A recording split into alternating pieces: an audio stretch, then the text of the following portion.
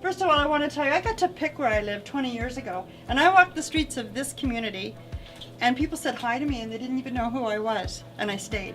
And I'm so glad I've stayed. I've always loved being a part of a community that has a community.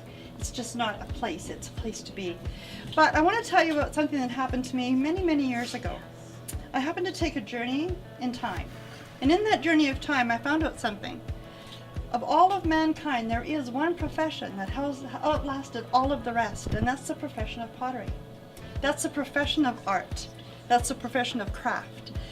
And how do I know that? Well, I've actually witnessed the first pottery that was dug from the ancient digs of first mankind, when they stopped writing on the walls of their caves and started building vessels, and those vessels were pottery. And those pottery pieces started telling how they lived, started telling the story of the things around them, and it became their art form. And then you can go forward for many generations of mankind, and they left their caves and they started building structure. And then they started breaking pottery up into groups, and pottery became the utility of the household, and it became the story. It became what vision all over the buildings was potters and pottery, and they became a stable. Now we can leap forward thousands of years to Stony Plain. And you can walk through this wonderful community and you can see that potters have contributed through the development of murals. We have 66 potters in this community that belong to a guild.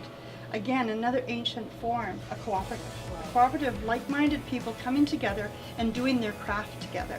And we teach and we share and we mentor each other through that craft. And so in our community here, you can walk into the Crooked Pot Gallery at any time. You can take a little piece of Stony Plain away, but you become a part of the history of mankind as you set that on your table. I do have a private studio, as other people do. I know Tammy, my friend over there, she has a private studio. And we want to be known as a place that has history, a time, just absolute time, invaluable time of mankind, and an art form here in our wonderful community of Stony Plain.